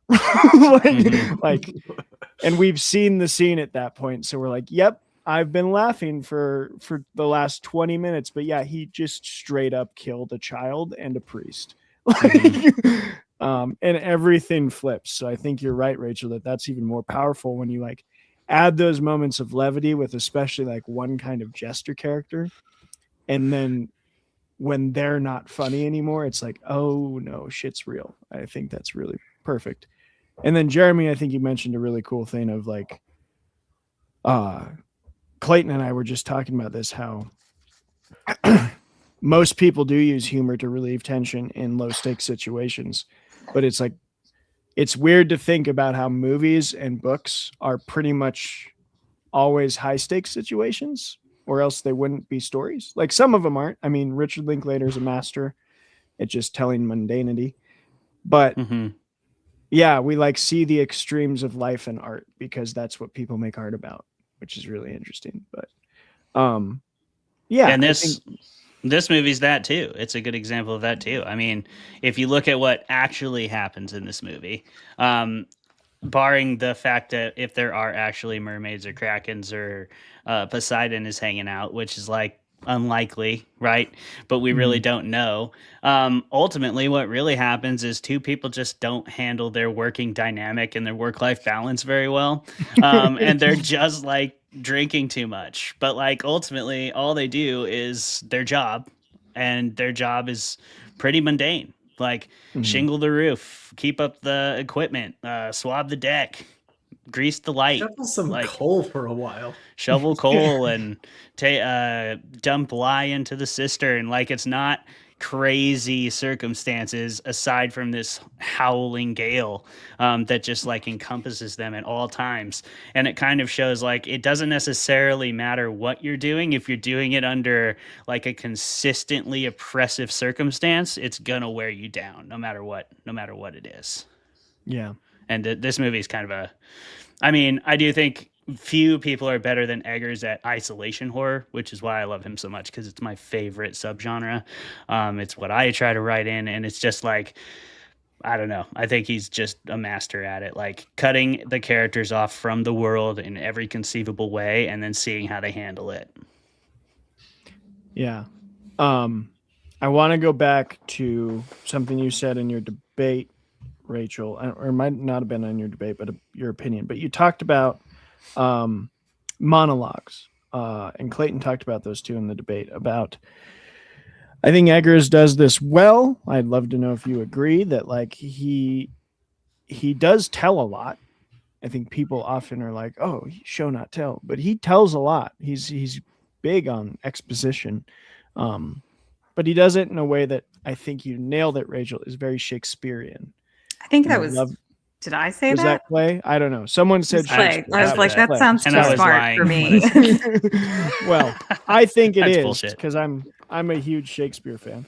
I think he does do this. He does. Oh, it's what you said is theater. It feels kind of like really good theater. And I'd love to hear more opinions on that. And like, why did you see that dynamic, and what makes it work? Which I know is kind of a broad question, but exposition can really ruin things, but also help them a lot. Even from great filmmakers. Like I'm thinking of what's the guy's name that he made the Haunting of Hill House. Mike Flanagan.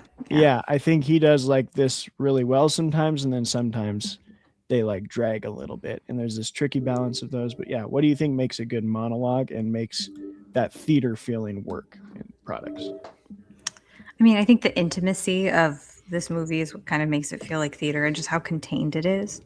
And the art, like the artistry, again, like the sound, the lighting, like all the set, those all felt, there's a certain craft to it that felt tangible.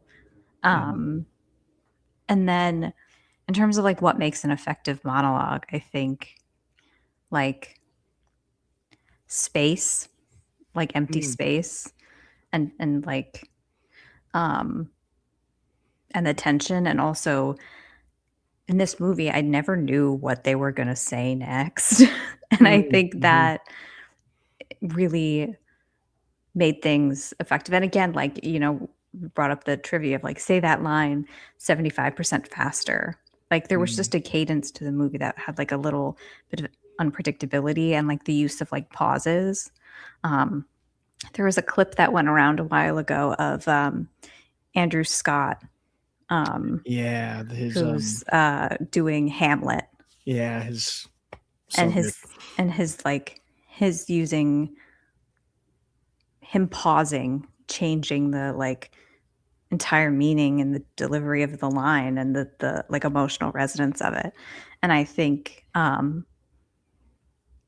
it's a craft thing. I think all of the like craft elements in the film were just set up so well, and you gave space to the actors to come in. And then again, that unpredictability just adds to that. Like you're leaning, a lot of times in movies, you're kind of leaning away.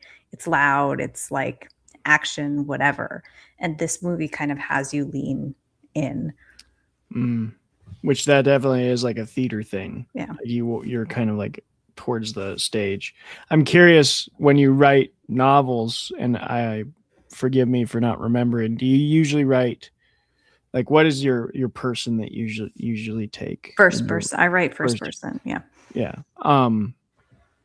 Yeah. When you're like going through interior monologues, what kind of difference do you see in that versus the like expository one? I mean, it's interesting because like I also tell a lot instead of showing, even though like I write first person, so you're in their head. I think for me, because I write first person and because I'm like, I need to like get this exposition. If I can pull the reader into their head in a way that they believe the character's real, then I think they don't. My hope is they don't care that somebody who already knows these things is thinking about them in a way that is like, well, I grew up in this house and this is what happened when I was in this house. Nobody thinks like that. But like we think about like, yeah, when I lived here and this happened and this happened. So like if somebody's telling, I want my books to feel like somebody, like you're hanging out with a friend and they're telling you a story. And sometimes that person will be like, wait. So for context, like this is what happened. And so I think like my voice is kind of specific. So every writer, I think, kind of needs to like figure out their own voice and like what makes sense for them. But for me, like that's sort of my in and my way to be like, I'm going to give you exposition and I'm doing an internal monologue, but like I want it to feel casually compelling. So that's kind of the balance that I try and strike. Yeah. Clay. Yeah, I don't necessarily believe too much in any hard and fast rules regarding that kind of stuff. I think the most important thing is whether the monologue belongs in the story.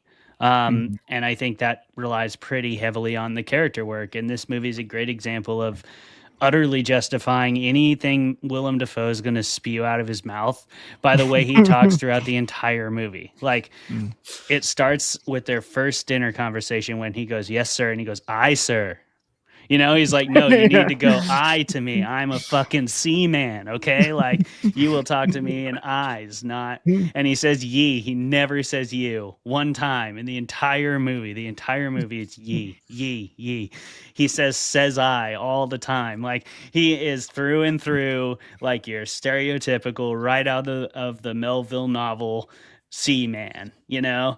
And so when he spews like curses about Poseidon and the depths of the seas swallowing you and turning you into a pulp and you being forgotten by even the sea, and there's tears in his eyes as he's talking about how tragic it would be to be forgotten by even the sea. And like, I believe every single word he's saying. But if that were a lesser actor or a different story, it would not work.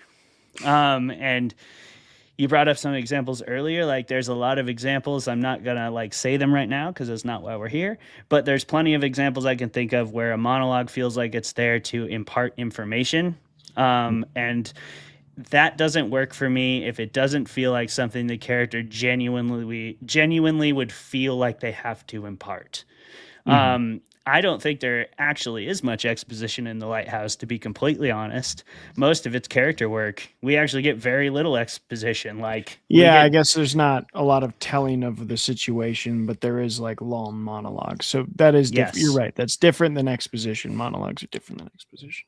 Well, they and can it's be all the same thing, but they can be different. in this. Yes, of course. In this particular movie, it's almost all character work. Like, most of it's Willem Dafoe telling his fisherman tales. Most of it's bullshit, and he actively like contradicts himself, and even gets called out on it a time or two. Where Tom's like, "I thought you broke your leg with Catholic nuns," and he's like, "You must have heard me wrong." It's like, yeah, Which we know that guy too. Yeah, absolutely. We all know that guy too. Yeah, that guy's my dad. Yeah, that guy is Jeremy's dad. And at least me and him both know him. But yeah, the main crux of that issue to me is always whether it feels realistic to the characters and if it fits in the story. And the only time I don't like monologues is when they feel out of place, because when they do, they're glaringly out of place, because generally people don't talk like that. You and me talked about that the other day too, Travis, about how some of our favorite performances are subtle, small ones, because that's generally where people show their true emotions. It's in genuine, small, quiet moments, because we don't scream and tear our hair out and fall to our knees and call to the heavens like more than a couple times in our life, generally. Unless we I'm once a week. I don't Okay, know. well, I'm kidding. Maybe, Rachel. I'm sorry. kidding. I'm kidding. I don't mean to project on you, Rachel. Rachel's got it's on a schedule. It's like, oh, yeah, it's I'm like, Monday. oh, I gotta it's go. Wednesday at 5. Yeah, I go out into the woods and get my feral scream in. There you Still go. want that. That's the Sounds second half pretty. of the year. Yeah. You're in the non-screaming Yeah. times right now, but that's coming. That's coming. When eat, slay, replay. What's the first one? It's Kiss, Slay, Replay. Kiss, slay, replay. Yeah. I'm so excited to read this, but we'll have you tell us a little bit more about it later on. Anyway, that's my answer. I think I've answered your question. If I haven't, if there's a part I missed, just let me know. Otherwise, what do you think, Jeremy? Yeah. Jeremy? Well, hey, I think, and I think we've drawn attention to this. Like, if you want to take the easy way to making a monologue great, you just make Willem Dafoe do it, and you'll be like, yeah, that makes sense. That's gonna happen. Otherwise, you've got a lot of hard work ahead of you, because kind of like what Clay was saying, and I think Rachel was kind of getting at also, is that like the thing that makes it great is all the stuff that leads up to it, because of how monologues just straight up do not happen day to day. It's like a big crazy thing that happens when someone just decides to go off for a full minute about literally anything. So you have to take your time to make it make sense why someone would be giving this monologue. And like here in this movie, we do realistically have that. One, you do have Willem Dafoe, which is, that's playing with the cheat codes on, but you also have like Tommy's sanity and Thomas's eccentricity living in this really like heightened but grounded sort of reality where you're just kind of hanging on every word that's coming out of these guys' mouths, because for a lot of the movie the words are few and far between, so that does a little bit to explain why sometimes they just explode out. Same way with like the emotions and their interactions. They are alone, and then they're getting drunk and dancing and yelling, Yeah. Yeah, and I really like that point, Jeremy, because I think that's absolutely true. Like monologues do exist in the real world, but they generally are when you've like reached some sort of breaking point or you've reached some sort of like revelation. Either way, you're extremely like enthusiastic about what you have to share and you share everything you've been thinking about it for a long time. And you see that snap happen. And sometimes like you don't know that it's about to happen. Like I didn't know it was going to happen in the Lighthouse. I got no necessary clue that Willem Dafoe's character Thomas really cared about his cooking, but he fucking does. And like oh, shit. when Tommy insults him all the time, but when he insults the cooking, that's the final straw. And then he's like, "All right, I'm gonna fucking that is a put a bridge curse too on you." far. Yeah. It's like, fine, fuck, I like your cooking. Jesus. I also love that response at the end. It's so great. Just like, have it your way. I like your lobster. We're done with this. That line delivered by Robert Pattison. I want to talk about hopefully what is a fun question. Better be. Comeback stories, either in movies or if you can think of a real life one. Because I mean, let's talk a little bit about Robert. And not that he was all super popular, but I don't think Twilight is held up as a example of the best acting in cinema history. I've never heard anyone claim that. Sure. And I think they maybe would be wrong if they did. But he was a pretty boy. You know, he got Goblet of Fire. He got this like Remember Me set kind of romance film. Then he got all the Twilight movies. He was like the pretty boy, new young actor that was going to be, you know, just like Zac Efron kind of got that. And then he went into this like beautiful cocoon of indie film and like became a butterfly of, he was always this good, but like he did Good Time, he did Lost City of Z, he did High Life, The Lighthouse. And then I think the first time he like emerged back into the public was The King, where he played the French Dauphin, and he was amazing. And then Tenet, The Devil All the Time on Netflix, and all of that led to him becoming the new Batman. And I just remember having the conversation with people who were like, Pattinson's Batman? And I had to be like, go watch his other stuff. Like, you won't doubt him if you go watch his last 5 movies. Like, this man knows what he's doing. He's a great actor. But yeah, I just love, because in honor of Pattison being so astoundingly good in The Lighthouse, does anyone have a favorite comeback story, either in a movie, book, or in like real life that you think is cool, that a celebrity was like written off as one thing and then made a name for themselves in a different sphere? Either one. Whoever wants to jump in first. Well, I do love that, like, Paul Bettany, like, until he got the role as Jarvis in Iron Man 1, he was to the point of being, like, blacklisted in Hollywood and maybe never going to work again until he got this sort of VO role as just a snarky artificial intelligence. And I'm so glad that he did, because he is super cute and I could listen to his voice and fall asleep to it. Like, it's wonderful and incredible. Yeah. And then he became the Vision, you know. Yeah. He went from voiceover to on camera. Yeah. Brendan Fraser, for sure. Yeah. That's a good one. Yeah, he so deserved that comeback. Just seems like such a lovely human, and just such a I think underrated actor. I mean, not anymore. He won the Academy Award, but that was I'm really happy about that. Me too. It's a great example, because when you hear his story and how all that fucked up shit happened to him, and then he got blacklisted for being honest about it, I mean, it's just crazy. And I can still remember, because I mean, we are very much all in the Brendan Fraser hype generation of like, I remember. I mean, I love The Mummy, so obviously there was that. But aside from that, he was very much getting all the like stupid roles, like playing George of the Jungle and stuff like that. Dudley Doolittle. And then all of a sudden he just vanished like without a trace. And it was so bizarre because he was like on top of the world and then he was just gone. And I still remember thinking like The Mummy Returns wasn't that bad. Like it wasn't good, but I mean, he didn't have to completely disappear. And nobody had any idea. That was before like social media was anything like it is now. So we just didn't hear these things on a broad scale.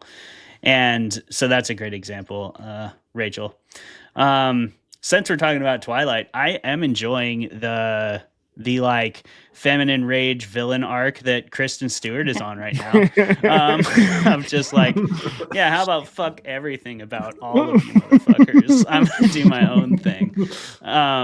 Because she's been treated similarly. She's been blackballed by Hollywood at so many levels. Like people say she's hard to work with. People say all these terrible things about her on set, about her as a person, and it's just like, I don't know. None of her co-stars talk about her that way. It's always just like the rumor mill. But when you talk to Robert Pattison or anybody who worked with her really closely for a long time, everybody's like, she's fucking brilliant. And then so now she's like creating her own movies. She's directing her own shit. She's writing and producing her own shit. And she's like, taking a really active role in including women in filmmaking on all parts of the set, which is something that I love to see because it's been far too long that's been allowed to happen. So always glad for anybody who's doing that. So I think Kristen Stewart's a great example, especially since we're already on the Twilight train. People redeeming themselves. Performance-wise, The Runaways, her turn as Joan Jett was really compelling. I was a big fan of Still Alice. She had a good role in that. Sad movie. Lizzie, where she played Bridget Sullivan. Underwater, I think, is one of the most underrated horror films in a while. It's not amazing, but it was good. It was really good. Compelling. I liked it. Scary, and the Cthulhu at the end is freaky looking. So she's been. Oh, and she played Diana, Princess. Yeah, Diana. I still need to see that. I've heard that was really good, and she was because I was like, "There's no way that's going to be good." I was wrong. Everyone's like, "Great." Yeah. So, and I will say, I feel like they were both, considering the material. Twilight, I think they're a big reason why Twilight was as successful. Oh yeah, successful. Easily.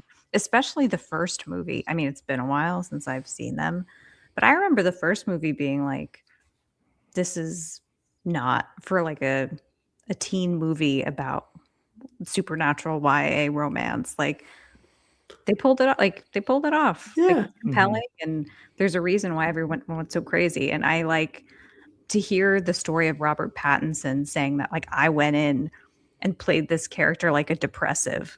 Because I think everybody else was going in and reading Edward Cullen like this, like brooding, like like heartthrob, and he went in and been like, he hates himself, and like where he's just like, no, this guy isn't like a heartthrob. He's like the most depressive, horrible person that you could ever want to be around, and like he played him like a freak. Like if you watch the movie back, you're like, yeah, he's got his hair like coiffed up, but like. He's like every role that he plays, maybe aside from Cedric Diggory, he plays like a weird little freak. And him and Daniel Radcliffe were like the Harry Potter to freak pipeline. They were just like, oh my word, I've Daniel done the Radcliffe, franchise, and now I'm going to be a fucking weirdo for the rest of my life. Yes, Elijah Wood too. Yeah, all on the same career trajectory. Oh yeah, you can't. Those you three. Can't, they're putting the Rad in Radcliffe. I tell you what. You can't call Daniel Radcliffe's like a comeback story because he never went away, but like his indie stuff is so weird, and I love it. Awesome. I love this story I heard about Daniel Radcliffe where he was doing a play and the paparazzi kept harassing him, so he wore the exact same outfit for like 3 months straight, so that no one could sell the photos of him because people would look at it and be like, oh, well, this is just him from that day 3 weeks ago. I can't buy this. I can't run this in the paper. To start and end this episode with farts, Daniel Radcliffe's work in Swiss Army Man is just something to behold. Back to the Daniels. I should have sought them out in college and been and tried to be friends with them. All the Daniels. Every Daniels. I also have to shout out quickly, since we're on that note, that movie, I Don't Belong in This World Anymore. I Don't Feel Comfortable in This World Anymore, whatever it's called, where Elijah Wood has the rat tail. And he's like, have you guys seen this movie? I've heard of it, and it has the Melanie Wisniewski in it too. I think it predated. I'm thinking it predated Yellow Jackets, and it's essentially like a preview to her character in Yellow Jackets. She's a very similar character in this, but Elijah Wood's character is just fucking amazing. Like, you guys have to watch it. It's hilarious. He is like, he's so bizarre, and it's just so funny. He's got a rat tail, and like, picture a dude with a rat tail who loves kung fu. Yeah. Now picture what that guy's Elijah like. Wood is that guy. Yeah, and then just imagine Elijah Wood playing him, and it's everything you hope you. God, that sounds perfect. It's so good. Give I'm him some looking throwing at- stars and let him go. Looking at Radcliffe's IMDb, and I completely forgot he plays the dog walker in the Trainwreck movie, which Yeah. is like the best. That's the best part of that movie is his scenes as Absolutely. the dog walker. Anyway, that's all I have. Because I know we're coming up on 2 hours, and Rachel's in East Coast time, so I don't want to keep you up too late. But those were my four main. questions. Grandma's bedtime is soon. It's a normal person's bedtime at 10 o'clock. I mean, that's Yes, at not 10 o'clock. nothing to be ashamed of. No. Before we do, we'll do our usual rating of this film. Now, you might look at this rating system and go, this is like the Lighthouse, nonsensical and bananas and bullshit. And you'd be right. But that doesn't mean there isn't hidden beauty in there. That doesn't mean there's not something you might be able to love from it. Our rating system is that we give you however many drinks, substances, whatever you prefer to consume while watching movies do you need to enjoy the Lighthouse to the fullest extent. Now, this could be nothing, or this can be whatever bullshit Jeremy's going to come up with. Jeremy, we'll start with you because you tend to be our Dark Souls mode of the drinking games. How many drinks or whatever else do you need to enjoy the Lighthouse to the fullest extent? You know, I'm gonna start off by saying I don't try to be the Dark Souls mode. Yes, you do. Of this, I don't try to. It just happens. It comes out of me naturally. Okay, final guy. Yeah, fine. Take it Thank easy. You, hey, be cool, everybody. Now, put a beanie obviously, cap on that bald head. The easy answer. I'm gonna walk on. I'm just gonna jog on from there. The easy answer, of course, is to drink whenever they're drinking. That'll get you really very messed up so quickly. I'm gonna sidestep that. We're not gonna do that. At least I'm not. Somebody else might. They can. It's fine. Whenever something skips from point A to point B, and you don't know how, like, what led to that, you're gonna want to take a drink of something pretty strong. I'd say either vodka or gin, or like a mix of gasoline and honey. Like, just go for it. You Lamp know? oil. Yeah, lamp oil and honey. Let's go for that.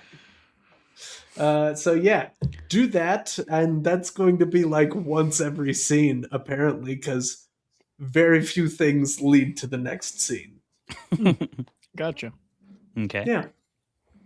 What about you, Trav? Live there. Okay. You're gonna get one of those big food storage containers, the big ones, like the huge, like the big quart, several quarts guys. You're gonna fill that guy with lobster bisque. Okay.